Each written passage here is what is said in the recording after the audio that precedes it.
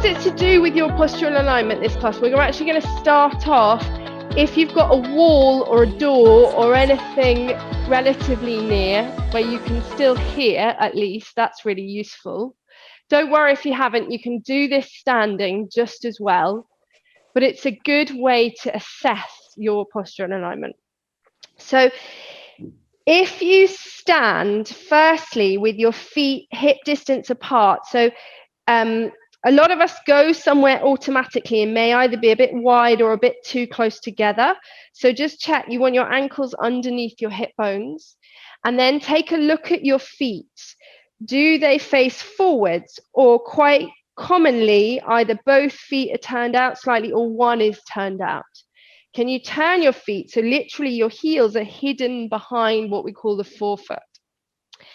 And then you don't need your feet directly against a wall if you're using a wall or a door. They can be a kind of few inches away.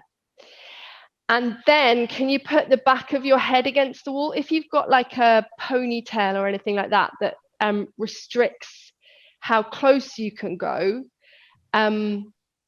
just take it out for a moment. So putting the back of the head against the wall, and when you put the back of the head against the wall, just notice if that feels like it's difficult to get there. So ideally, good posture would be where your ears are perfectly aligned above your shoulders, except we tend to do a lot of work over things, whether it's over a desk, over a sink, whatever it is. We're quite often in a forwards position, then we go and sit on the sofa. We're always in a forwards position. We're looking over phones so much these days, or screens in general. So the head is so commonly forward. So that will be the kind of first thing. How much is it easy for you to be there? Is it really difficult for you to be there? Can you get there at all? Please don't worry if it's really difficult and you're like, I need a break, just come away from it a little bit. But as much as you can, keeping the back of the head against the wall.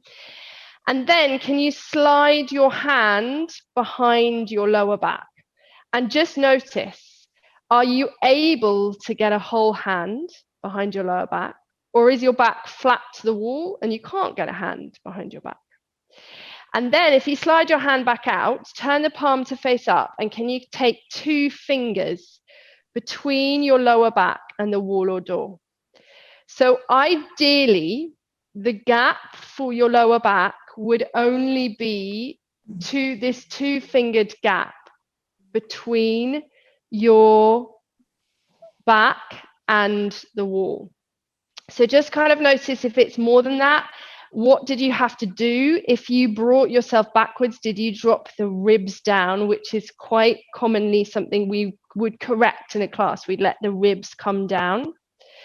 Okay, and then relax your arms down and just see where your hands land. So do they land on your thighs? Do they land with the palms facing backwards towards the wall? Do they land with your palms facing inwards? Okay, so it doesn't especially matter where the hands land. It's just about knowing what you do all the time. And if the hands are always way in front of the thighs, you may know you've got that complete rounding through the shoulders. A lot of you mentioned shoulder tension. So we will work on really opening up the shoulders. In fact, we're going to start there while you're against a wall. So it might slightly depend on space. So we're going to start in the easy way. Can you inhale, lift your arms up to the ceiling and avoid lifting your ribs up with you? So where a bra strap sits on the wall wants to stay there. And then can you just release your arms down? Easier to do it with a nice breath. So breathe in, lift your arms all the way up.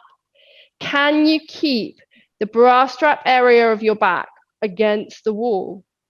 And just keep on going. So lifting your arms up and down. And I need to come a little bit closer to the screen just to be able to see you all. Keep on going.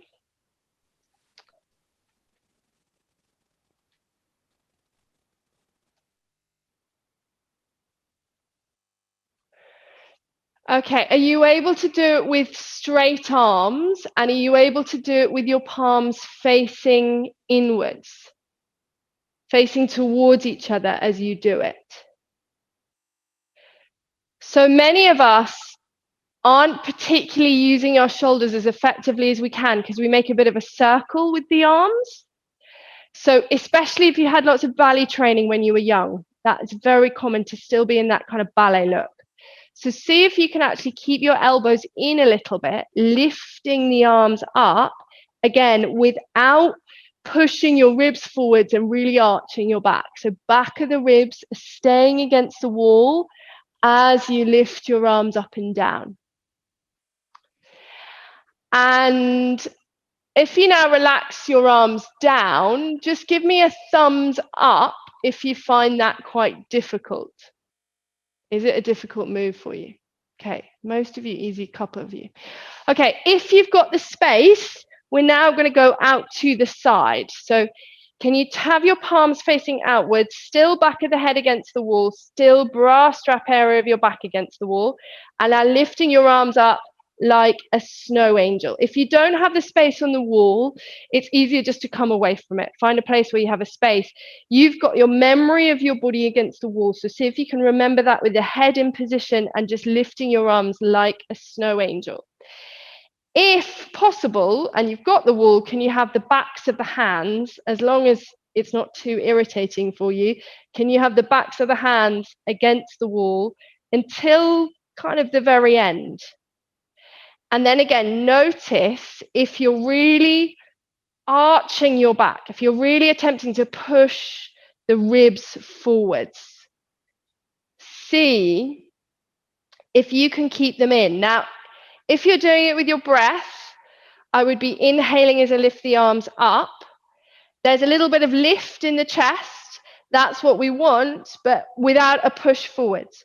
So that space between your lower back and the wall is still going to stay at the two-fingered position, and bra strap area is still going to stay there. By the way, this is something I also, if you wake up with a stiff back in the morning or that stiff neck or stiff shoulders, I quite commonly do this in a bed. You can get exactly the same response. Just a surface behind you often helps. Okay, then release and come away from the wall. And if you feel the need to, just make a kind of few circles with your shoulders one way and circles with your shoulders the other way. Okay, put your thumbs up if you felt you had to make an adjustment with your posture there. Did you have to bring your ribs in? Was it hard to take your head back, for example, or was it really tough on your shoulders? Just put thumbs up if something was going on. Okay, so quite a few of you there. Okay, so we'll work a little bit more with the shoulders and the neck. Can you take one arm out to the side and actually take the other arm out to the side?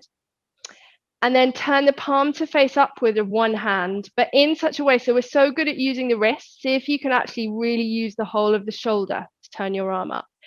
Then roll the shoulder in the other way. So the palm turns up as well, but it's completely inwardly, if that makes sense.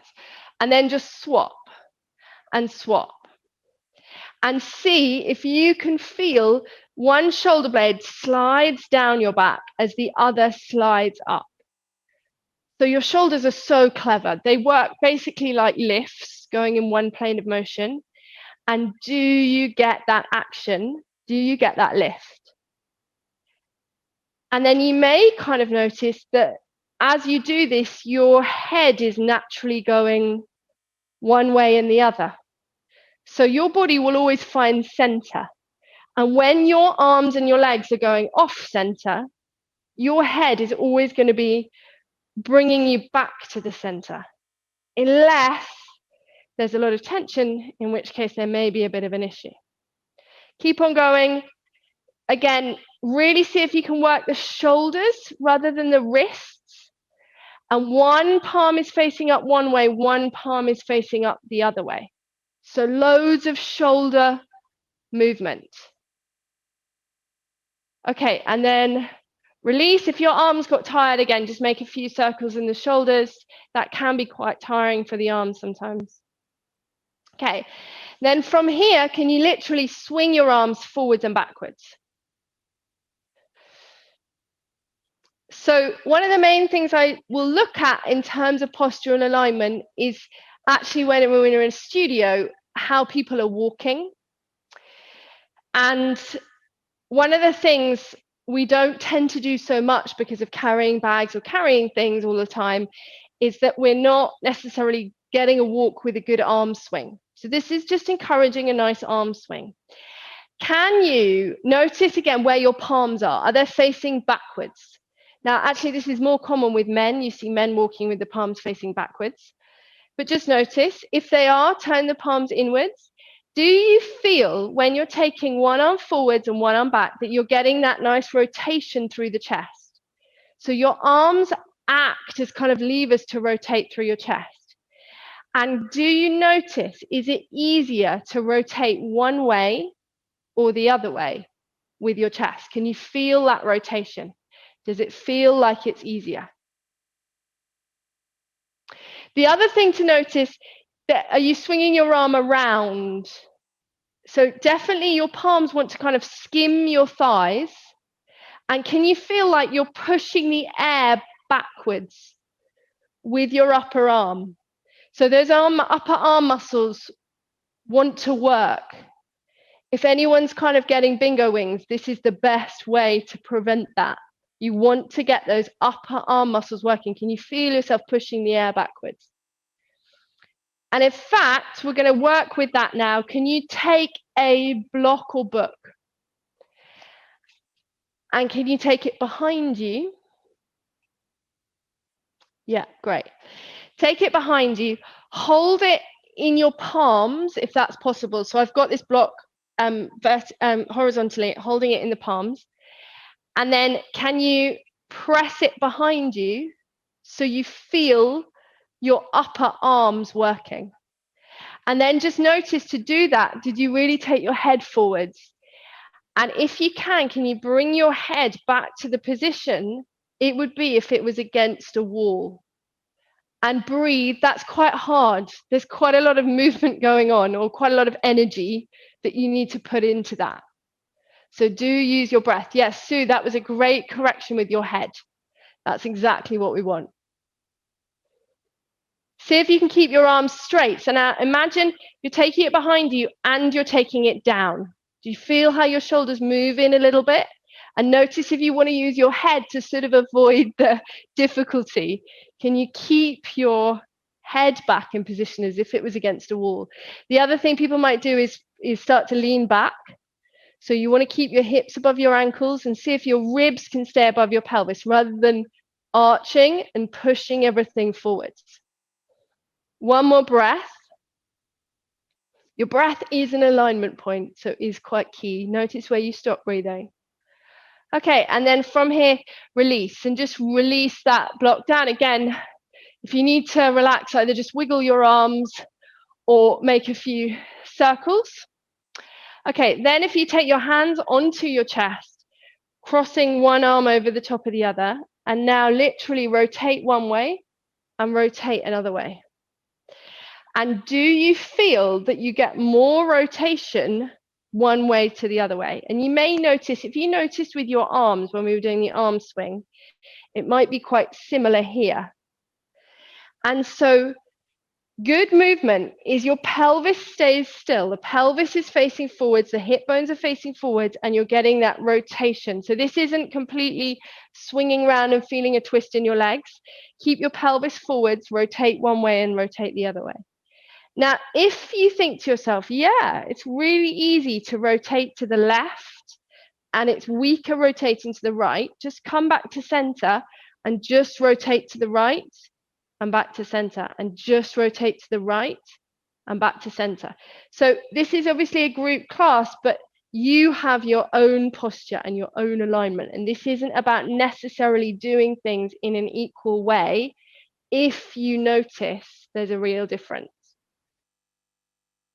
So you're either going one way and the other way, or you're going back to center to the weaker way, back to center to the weaker way. Okay, then from here, relax your arms down. Take your arms back out to the side. And now, again, just look at your feet. Can you check your feet are facing forwards? Watch if you've got a foot that tends to turn out all the time. Arms out to the side.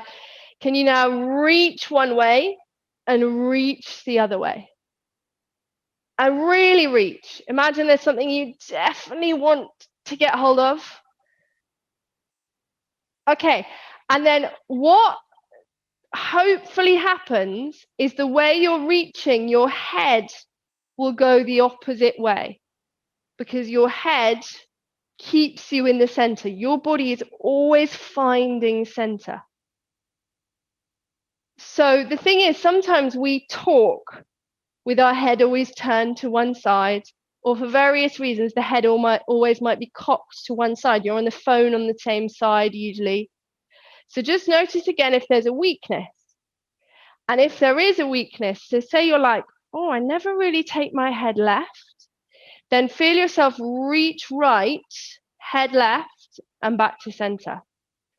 So sometimes this can be a little bit confusing in the body because your body feels like it's in center. So sometimes this can be a little bit mind-boggling. So just to kind of recap, we're reaching the arms out. If they get really tired, do drop them down, lift them back up again. This is quite a lot of arm work. Okay, then we're just going to release. Now can you take your hands to your ribs? And can you feel your pelvis stays still and you're doing a rib slide? So ribs are going one way and ribs are going the other way. And ribs are going one way. Now, some people love this. Some people struggle with it. What some of you may do instead is tip an elbow down one way and tip an elbow down the other way. So notice if you're doing a bit of a tip and see if you can really push your ribs into one hand going one way and push your ribs into the other hand going the other way. And your pelvis stays still. So if you ever have the opportunity in the morning to really see what your ribs do, my suggestion would actually be to do this without clothing, to do this naked in front of a mirror and see, do your ribs easily go one way and not so easily the other way? And then what you can do is take them to the weaker side and back to center, and take them to the weaker side and back to center, so that your body finds center. If this is something you're thinking, what? I have no idea how to move my ribs because it takes some upper abdominal control, then getting a visual, looking in a mirror will really help. If you don't get it today, I would just suggest you look in a mirror to do that. Okay, then from here, can you move your hands down to your hips? Now, can you send your hips side to side? Sometimes we're a bit more familiar with what the hips do, so this might be a bit easier. Can you notice, do your hips more easily go one way than the other way? If you've got children or grandchildren, or you're just always lifting something, you may always pop the children that is on one hip, or you may be always carrying on one side. And it's very common to be able to go to one side a lot more easily than the other. So again, notice that. If you notice that, yeah, I've got a weakness, say going to the right, can you take yourself to the right and back to center, to the right and back to center? So you're either going to be going left and to center, or right and to center, or you're going to be doing your weak side and back to center, and just keep repeating on the weaker side, if that makes sense.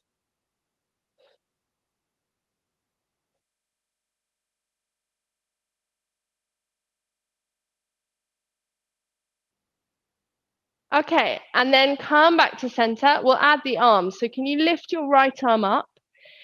Take your hips across to the right. So you lean across. Take a nice breath there. Like breathe into that opening all the way along the body. So Yvonne, take your body the other way. So across to the left if you've got your right arm up. Yeah, cool. And can you really, if you use the other hand, you can press it into your hip and take it across. If that causes anyone pain, for those of you with hip issues or arthritis there, just go easily and breathe. Okay, from here then release. And then can you go across to the other side? So lift your left arm up, lean across to your right, and allow the hips to go with you.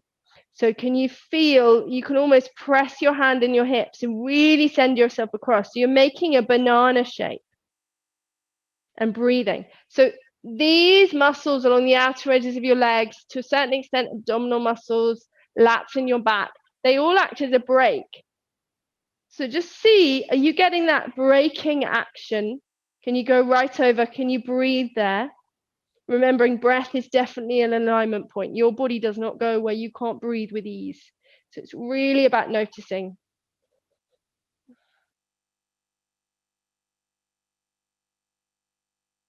Okay, and then lifting yourself up. Just double check you haven't done anything funky with your feet. Check they're facing forwards again. And this time put your hands on your hips and just acknowledge where you're standing with your hips facing forwards. And we're not going to move the hips this time. Can you lift your right arm up? Now reach higher, and without moving the hips, lean across. Lean across as far as you can go. And then notice what your head is doing. So some of you might have dropped your head right down. Ideally, the top of your head is facing up towards the ceiling, but there is a bit of space between the arm and the neck. Just notice if there is that. And breathe. Again, pelvis is staying still. This is how much can you actually move your ribs out. Okay, and then we'll release, and then we'll go to the other side. So again, pelvis nice and still. Can you lift the arm, left arm up? And now lift, reach up high and go to the side. So what happens is the ribs have to move out. And breathe there. Another thing is we're not moving the ribs forwards and sticking the bum out. So ideally, you've still got your ribs inwardly a little bit. If you were against the wall with this, you'd still only have a 2-fingered gap between your lower back and the wall. Just take a breath. Okay, and then lift up and release. Now we're going to go to the pelvis. Can you take your hands onto your hips? And then, so onto your hip bones at the front. Can you lift your hip bones up and send your bum as if you've got a tail, send it underneath you. So you're posteriorly tilting the pelvis. Then can you send it the other way? So take the hip bones forwards and down towards your thighs. You'll feel your thigh bones come back and your bum stick out a little bit.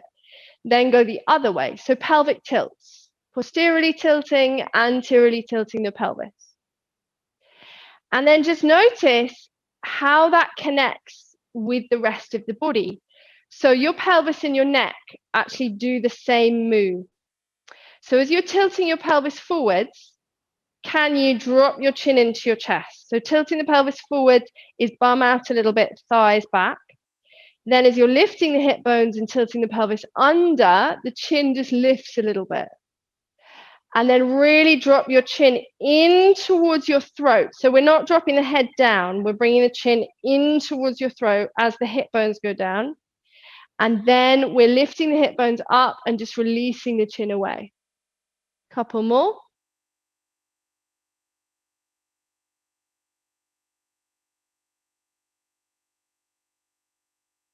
So moving between the two. We call this the cogs of the body.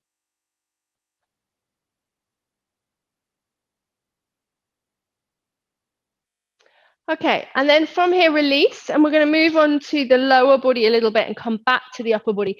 If you can take a ball of some kind, so like your spiky ball or tennis ball or golf ball or anything you've got, just to roll it underneath your feet.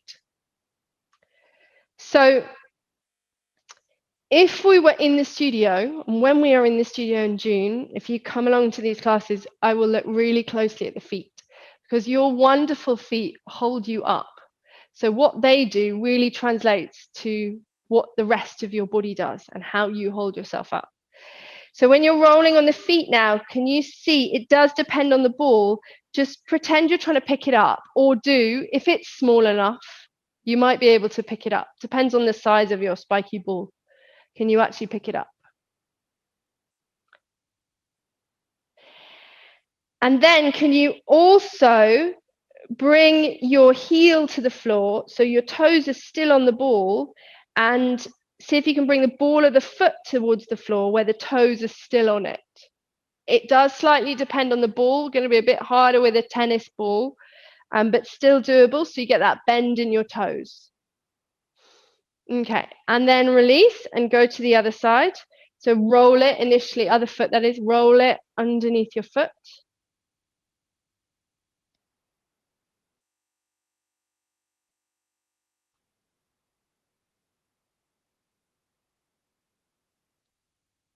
Then have a go at being able to pick the ball up.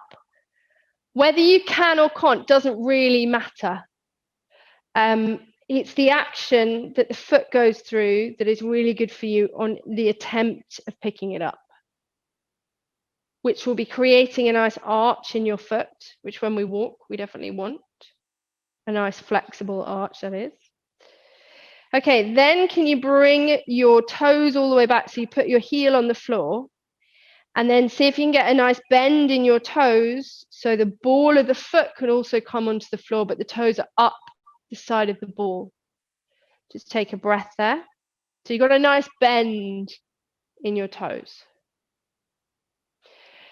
When we're in classes in the studio, we will do lots of work of really opening up the feet using walls and using balls, all of that kind of thing, because as I said, they carry you around. This has a huge impact as well on your pelvic floor. So the arch of your feet reflects the dome of your pelvic floor, your diaphragm, and all the way up to how you breathe, because it works with your tongue. Okay, so then just release, move the ball out of the way, you don't need it.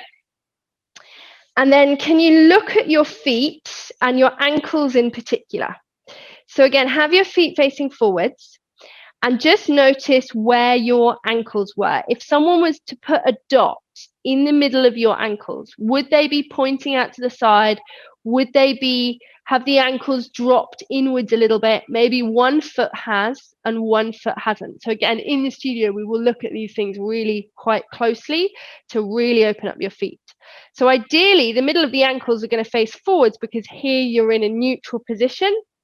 But now we're going to work both. So from here, can you just lift up onto your tiptoes and turn your ankles to point outwards and then come back down again? And then lift up and come back down again. If there's a balance issue, please use a wall. Don't worry about, or hold on to something. Don't worry about that. So can you lift your heels up, feel the middle of your ankles roll outwards so you see the arches in your feet, and then just release. So if you need to use a wall, grab the wall. Can you see those arches in your feet happen? Your big toes are still staying down, but your ankles are rolling outwards as you lift your heels. Okay, then if you put your feet back to the floor, hold onto your hips, and now just rotate your hips one way and the other way, but look in your feet at your ankles as you do. So can you see when you rotate your hips left and your pelvis left, an arch happens in your left foot, and when you go right, the arch happens to the right. And now can you see with your feet, when you're rotating, does the big toe of the foot lift off? And if you can you rotate your hips and keep that big toe down without gripping the toes? It doesn't need to feel like you're holding on to something, but there's a lovely arch in your foot. And you're feeling the ankles, the middle of the ankles roll out. Now, some of you, to get into this, may have subtly, even subconsciously, just moved your heels in again. So we're doing this with the heels directly behind the forefeet, so your feet are straight. You're rotating one way and then the other way, so you see the arches in your feet.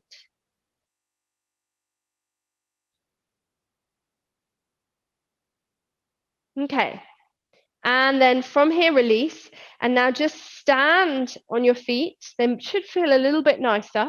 Maybe close your eyes for a moment, relax your shoulders down, and notice where you're carrying yourself on your feet. So do you put a lot of weight in the front of your feet and push your thighs forwards and lean backwards? Very, very common pattern. Do you feel like you've got weight more down one whole leg than the other leg. And if you've done things like sprain an ankle, I heard someone say, if you've had operations, even if you've had a baby that, even if it was years ago, you held on one side all the time, you may notice you put one leg more through the other. If you notice anything like that, can you find your way to center? So if there's more weight going through your right leg, can you press into the ball of your right foot, which would shift your hips a little bit to the left, and then catch that with your left leg?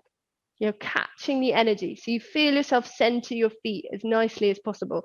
And the same goes for the other side. So if there's more weight in the left leg, press more into the ball of your left foot. So you feel your hips shift slightly right, and then you catch that with your right leg. So your legs want to be nice and strong at the moment. And then no one mentioned the knees as an issue, so we won't look at it too hard, but take a look at your knee. See if your knee points forwards in the same direction as your ankle. For a lot of people, the knees start to roll in, especially as women, the calves roll out to the sides, the knees are rolled in. So see if you notice that, what does it feel like in your body to bring your knees into the center and to stand on your feet? And you may notice that you bring a nice arch into the foot if you made a correction there. And then again, can you just stand up?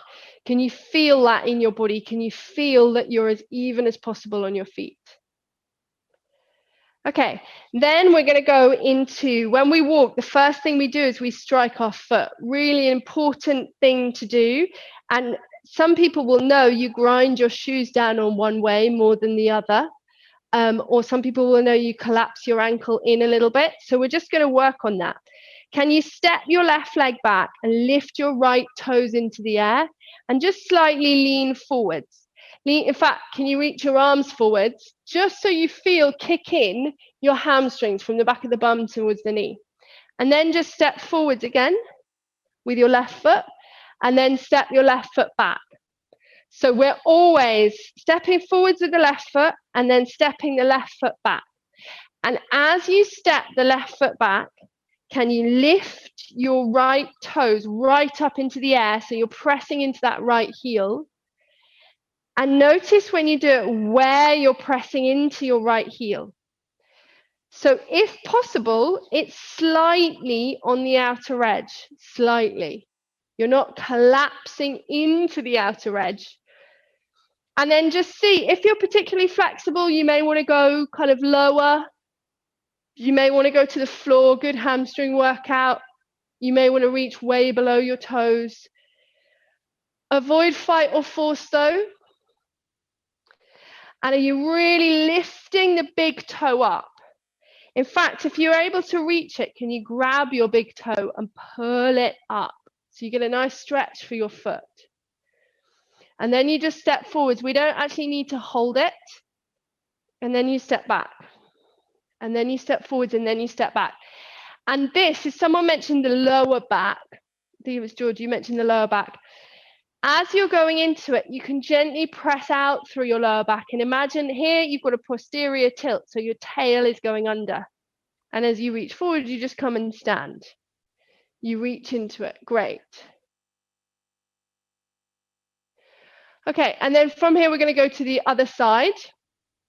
So start off standing, step your right foot back, lift your left toes into the air. That's the first thing. Then let yourself reach forwards. You might want to warm into this, so I'd probably reach forwards before reaching down. Then just step forwards back to flat feet on the floor. Then step back again, really lifting those left toes up into the air as you do. Just notice, does it work the same as it did on the right? Is it easier? Is it harder? Like really tuning into your alignment. And then just depending on your flexibility or how you feel, you could start to get lower. But you still want to really let the toes lift up.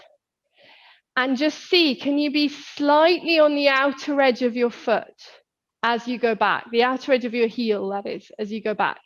If it collapses to the outer edge, that's usually when we grind our shoes down on one side. So it's not a collapsing, it's just going very slightly to the outer edge. Great. Keep on going. This will get you a little bit warmer.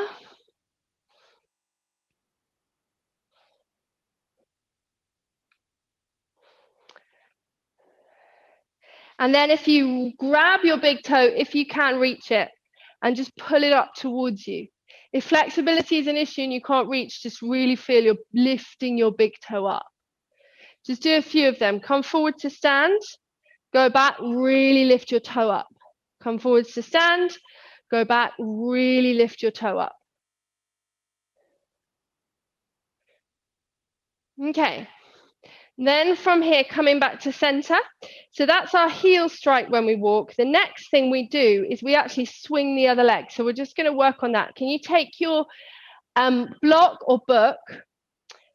Put your thumbs up if you've ever had a hip operation. Just so I'm aware. Okay, cool. Can't see any hips up. Thumbs up. So if you stand on your block or book with your right foot, ideally knee facing forwards, ideally foot straight, and can you just hang the other leg? Let it hang. So certainly if you've done a yoga practice, there's loads of balances like tree pose, all of those kind of things, dancer's pose, etc., all standing on one leg. So this is the kind of basic action. Ideally, we'd be able to stand on one leg for at least a minute without tapping down with the toes or without hugging the item that you're standing on. So you guys look quite good, but that's just what we're kind of working towards, is definitely being able to stand for a minute. So because you look quite good, can you just swing your other leg forwards and backwards without, this isn't really arching your upper body. We're not pushing the ribs forwards as you swing your leg back because we want to use the hips. So you're just swinging your leg forward and backwards. If it feels too much, you need a break because this can be quite strong. Those of you who had hip pain or arthritis, pain is a signal to stop. Just come down, take a break if you need to. Okay, then from here, stop swinging, but now stay standing on the block, and can the leg that's hanging, can you take the foot to the floor, still keeping both legs straight? So your hip has to hike up and then lift back up again. And then take your foot to the floor and lift back up again. Now, it does depend on the height of what you're using, of whether this is really easy or quite hard. The key is, can you keep both legs straight? Both legs straight as you do it. Sally, if you're worried about having any hyperextension in your legs, just a little bit of knee bend, if you can.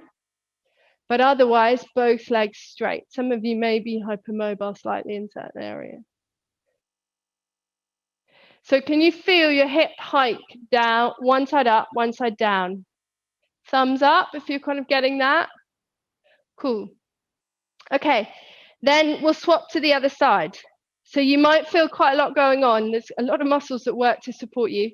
First thing we're going to do is stand on the block and just, or book, and just hang. This is a really good practice to do when you brush your teeth in the morning. Because can you hang for a minute on one side? Can you hang for a minute on the other side without tapping down or without hugging what you're using? Okay, and again, you guys look pretty good. So we'll go to the next thing is, can you swing the other leg forwards and backwards? So this represents when you walk, you take a nice step and you swing your foot forwards. Any pain is a signal to stop. If it's too much, you could do this off the block as well. If it felt too much, you could just swing off the block.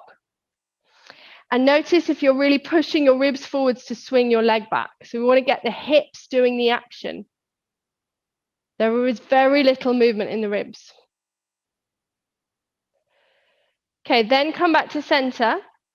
Can you then lower that right leg to the floor so your left hip lifts up, keeping both legs straight, and then press and lift back up again? Can you go down and back up? And some of you may have noticed there's a difference on one side to the other. So this is obviously a group session online, which is much easier to do a kind of even practice. When we get into the studio, if we notice particular things, we're going to rebalance ourselves to strengthen the weakened areas so you find center. And that's what posture and alignment is all about, basically finding center with your body. So a couple more. Okay. Then if you come off the block, and now just stand for a moment. Again, notice how you're standing through your feet. So you may notice that it's a bit easier to kind of stand with the feet really feeling like they're sort of supporting you, and it should feel quite easy in your body. Okay, so we're going to do a curtsy, but in a kind of particular way. So if you put your hands on your hips, can you take your right leg behind you into a curtsy and then up and in front of you? So the right leg's going to swing in front. Then behind you into a curtsy, and then up and in front. So, couple of things to notice about the lower back here.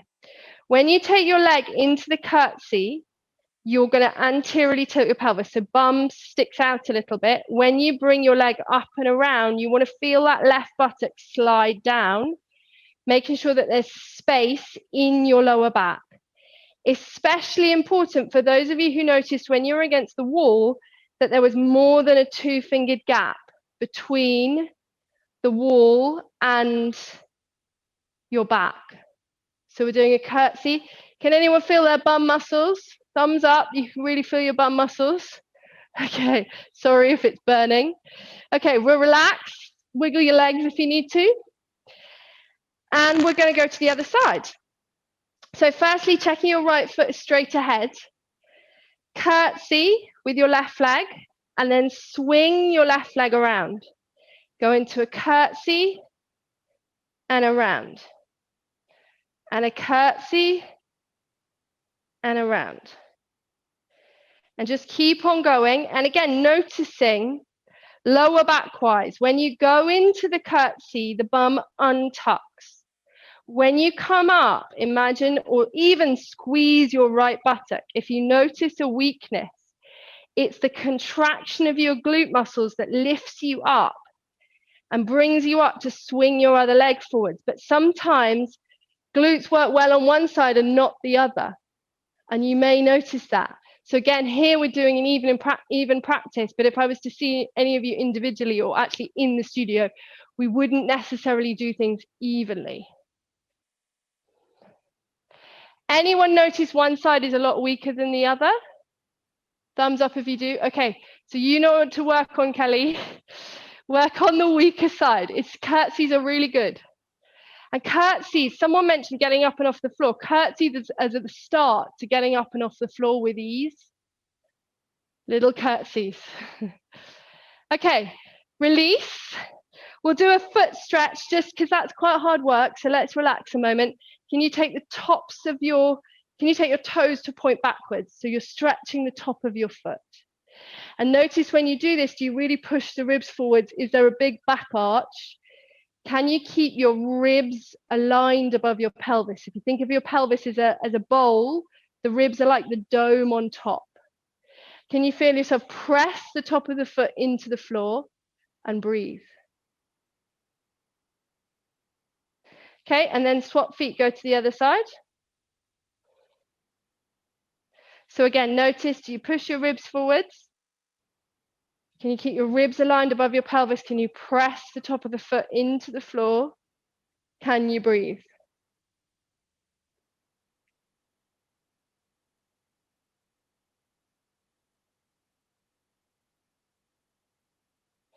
Okay, from here, we are going to get down onto the ground probably, but we're going to do one more thing first. Can you step your left foot forwards and your right foot back? Left foot forwards, right foot back. Doesn't have to be a big step. Like imagine you were just doing, slightly more than an actual walking step. Okay, and then from here, check your left foot is facing forwards. Then just start by bending your left knee forwards so it goes over your toes. And can you feel that your left foot stays nice and flat, and you use as much of your left foot as possible? It spreads out kind of like a dinosaur foot. Okay, then with your back foot, can you lift the heel up if you haven't been already? Let your back heel lift. And as you do, can you feel the middle of the ankle roll out? So we did a little bit of heel lifts, and we're working on letting the middle of the ankle go out to the side. Someone mentioned an ankle sprain. Avoid going to any point of pain. Pain is the signal to stop. But this is just gently, this is an action we have in every step we take, we hope. So you're just gently letting that back ankle open. Okay, then from here, keep on going. You're just bending the left knee and back, and you're lifting the right heel up and back. Can you then lift your right arm up in the air? We'll just start there. As you bend your left knee, can you really reach? So can you feel there's loads of length up that side of the body? You know, when we did that side standing stretch, can you really get that length up? Are you breathing? Okay, then take your left arm out, palm facing upwards, and take your left arm behind you as you bend your left knee. So we'll go into the final move. Just stay with your left knee bent over your toes. Can you feel your left foot is like a dinosaur foot? Can you have your right heel lifted and ankle pointing out slightly? And then, ladies, right arm right up in the air and pressing the air backwards. So ideally, your right arm is by your ear rather than ahead of your body. Yeah? And then left arm, palm facing up, going behind you so your chest has rotated over your thigh. Okay, now we're just going to go back out of that a little bit and back into it. So just back off and then back in and back off and then back in. And notice, can you really get that reaching upwards through the side of the body? Can you really get that rotation? Can you really get a nice dinosaur foot with your left foot? Okay, and one more. We will go through this in detail if you come into classes. Okay, now we're going to swap sides. So can you put your right foot forwards, left foot back, like you're taking a slightly exaggerated step. Start off, just bend the right knee and back. And check you're using as much of your right foot now as possible. Spreads out. As you bring your knee forwards over your toes. Very normal to bring your knee over your toes. Every time you go downstairs, you do that. And then can you let your back heel lift as you bend your right knee and allow the ankle to roll out a little bit. Remember, you're not going into a painful spot. So just a little bit, that back ankle rolls out. So it feels like you're pushing off your toes at the back nicely. Then now can you lift your left arm up? And every time you bend your right knee, actually genuinely reach up. Really feel, get that length in the side of your body. Imagine you are actually reaching for something. And then could you take your right arm out to the side, palm facing up, and take it behind you so your chest is rotating. So we'll go into the final position. Can you bend your right knee? Feel your right foot is flat and facing forwards, and it's like a dinosaur foot. You're using as much of it as you can. It's really supporting you. Back heel is lifted. You're on your powerful toes, ankles slightly rolled out. Really reaching with that left arm and have it by your ear rather than in front of your body. And then right arm palm facing up so that it encourages the chest to rotate. So we're bringing all the smaller moves together now to this bigger move. So we're going to come out, in and out of here a few times. Can you just relax? And then in. And can you just relax? And then in. And keep on going. Okay, it looks good. If any of you are familiar with Dr. Chatterjee's work and his podcasts and stuff, I did a lot of training when he did his training in this movement. So this is often what he talks about. This is gait work on correcting the way that you walk. The way that you walk is hardwired into your brain and is often the solution at pain if there's anything going wrong. Okay, so from here then release, and now we're going to come down onto all fours. And some of you may be thinking, phew, off the legs. So on all fours, just check, hands are wider than your knees, the knees are hip distance.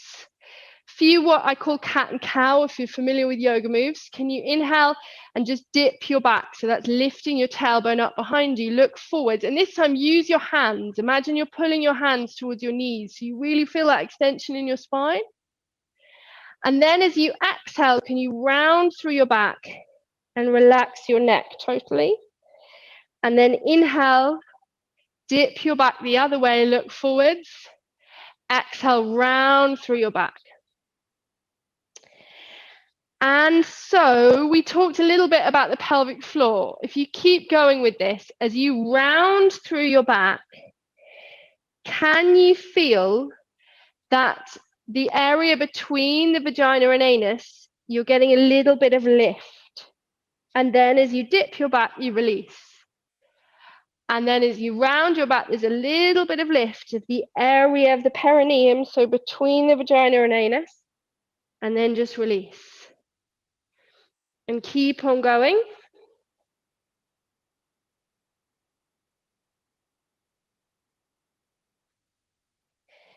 Okay, then come back to center. Can you take your knees slightly wider, have your big toes apart, and just send your hips towards and your bum towards your heels. So stop. I haven't talked about knee conditions, but stop if there's pain. Otherwise, you can go right back.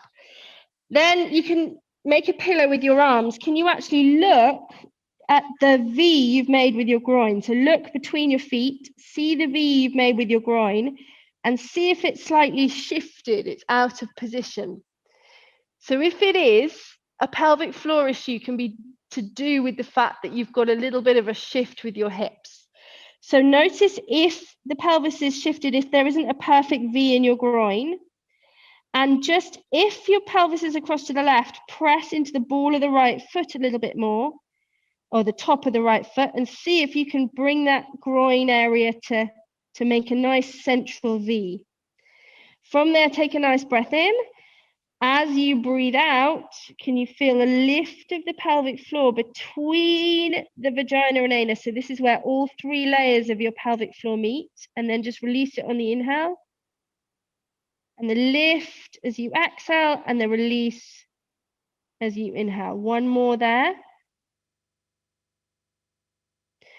Okay, then from here, we're going to lift ourselves back up onto all fours. And then bring your elbows down onto your mat with your palms facing upwards and the tips of your thumbs on the floor.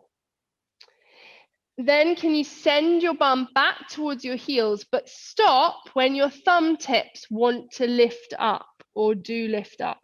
Go to the place where they actually don't lift up and see where can you go. Relax your neck, just breathe.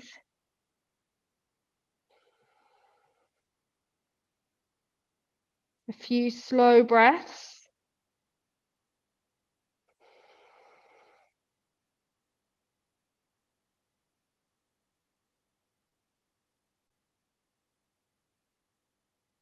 Okay, and then lifting yourself back up, and then we're going to shift over onto the back of the body fully.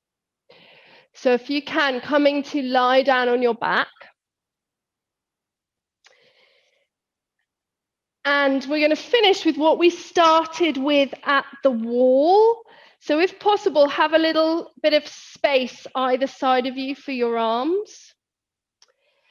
And if you drop your knees across to the left, and then lift your right arm up over your head so the thumb comes to the floor. From here, notice how much do you lift your ribs up? How much do you arch your back? Can you gently relax down a little bit with your ribs if you do? And then turn the palm of the hand to face upwards And can you slide your arm down as if it's going through the clock points, 1, 2, 3, 4, and bring your arm down to just being kind of in line with your bum, and then lift your right arm back up again, keeping your thumb on the floor. And so this is half a snow angel. I'm sure you're familiar with the snow angels you can make in the snow. And so this is just doing half of it.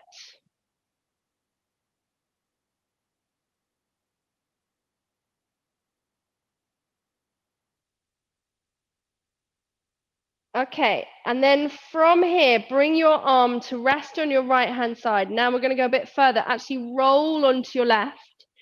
Lift your right arm up over your head again.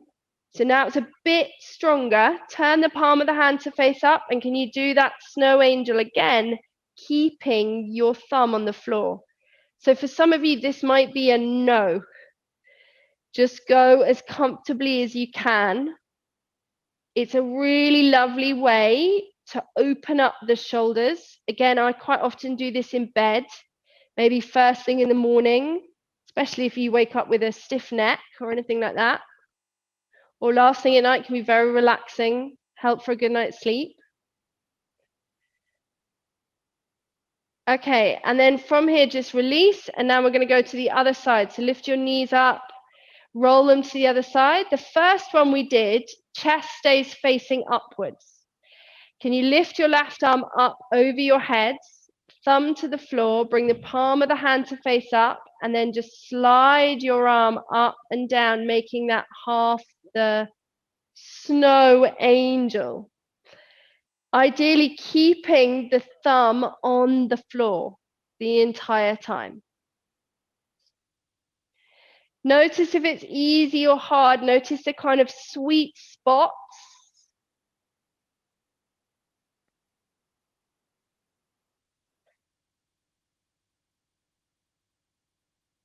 Okay, then we're going to do the same thing, but can you actually roll so your chest rolls to the right? Again, have your left arm up above your head and still do that snow angel. So it's a little bit stronger in terms of stretching out the tissue all the way from your chest up towards your shoulder. So you've actually done a roll with your body, chest is to the right. Are you breathing as you move? Big question.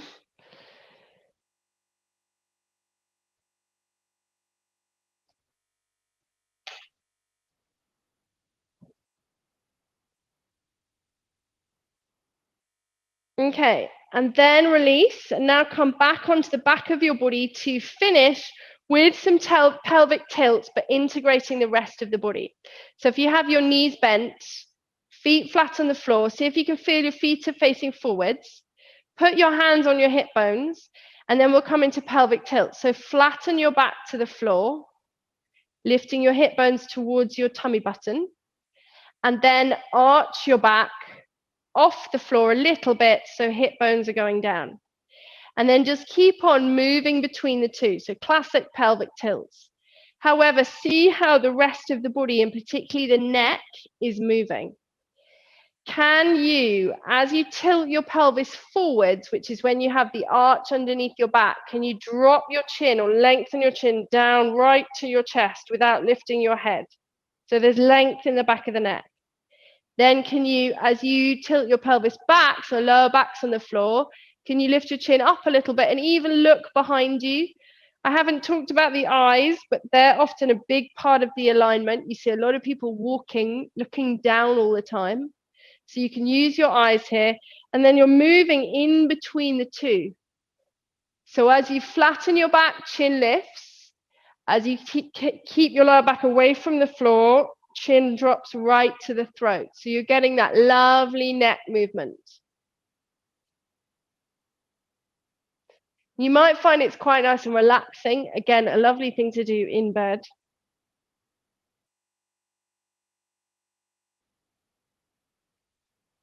Okay, and then just relax. Relax your back to the floor, turn your palms to face upwards, and then just bring your knees to drop towards each other. And then give yourself a hug. Wrap one arm in front of the other, and then tuck your chin right in. And this will help you. If you've got a tendency to really lift the ribs up, this will help you relax your ribs. It's an upper psoas release. Just take a nice breath there.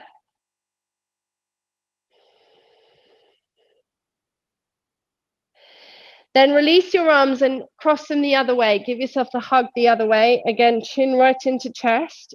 You should feel how your upper 2 kind of inches of your abdomen can relax down when you do that. Just take a breath.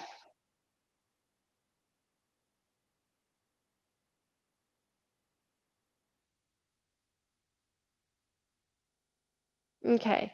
Then release, relax your arms, take your legs out for a moment, take your arms out to the side for a moment, and just see, let your ribs settle, let your legs relax, feel the sensations in your feet, feel the sensations in your upper body, kind of take note of what you noticed in your body.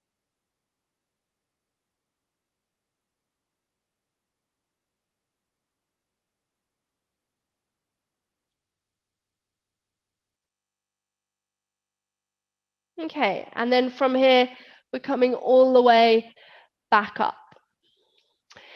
So thank you very much. I've definitely got a little bit of time for questions if you've got any questions. I'm just going to stop the recording. I am going to be teaching the classes on a Thursday night in the studio. There's going to be a posture and alignment class. This will be sometime in June. We don't have an exact start date yet, but sometime in June, there's going to be a posture and alignment class where we'll go through lots of these kind of things in detail and a lot more. And then after that, I'm doing a yoga and pain management class. So thank you very much. I'm going to stop the recording now. If you've got any questions, let me know.